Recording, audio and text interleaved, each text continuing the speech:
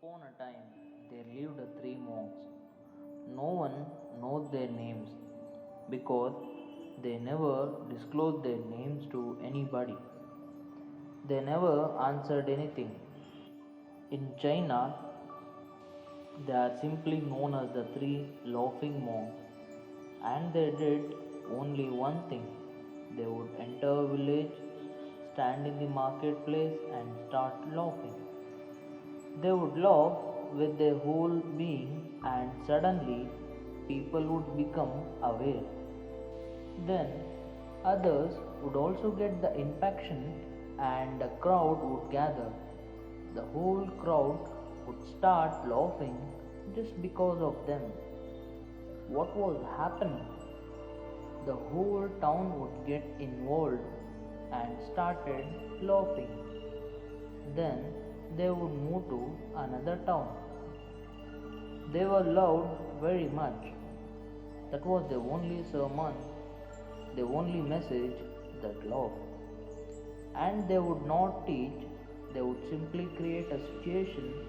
Then it happened that they become famous all over the country. Three laughing monks. All of China loved them, respected them. Nobody had ever preached in such a way that life must be just a laughter and nothing else. They were not laughing at anyone in particular. They were simply laughing as if they had understood the cosmic joke. People would ask for their names, but they would simply laugh. So that became their name, the three laughing monks. Then they grew old, and while staying in one village, one of the three monks died. The whole village became very much expectant because they thought that when one of them had died, the other two would surely weep.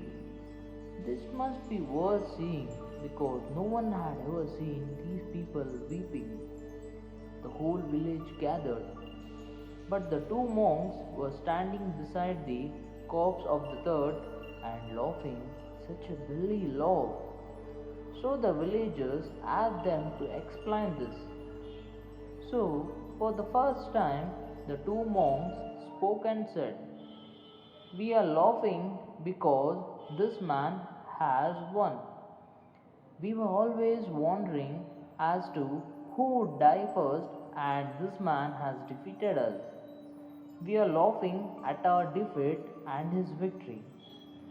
Also, he lived with us for many years, and we laughed together, and we enjoyed each other's togetherness presence. There can be no better way of giving him the last send off. We can only laugh." But the whole village was sad. And when the dead monk's body was put on the funeral pyre, then the village realized that the remaining two monks were not the only one who were joking. The third, who was dead, was also laughing. He had asked his companions not to change his clothes. It was conventional that when a man died, they changed his dress and gave a bath to the body. So the third monk had said, "Don't give me a bath, because I have never been unclean. So much slaughter has been in my life that no impurity can accumulate, can come to me. I have not gathered any dust.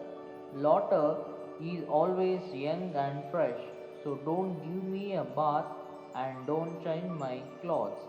So, just to respect his wishes, they did not change his clothes.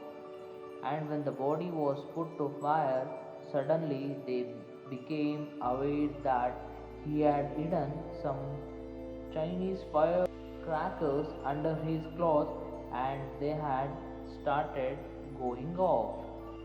So the whole village laughed, and the other two monks said, "You rascal, you are dead." but you have defeated us once again. Your laughter is the last.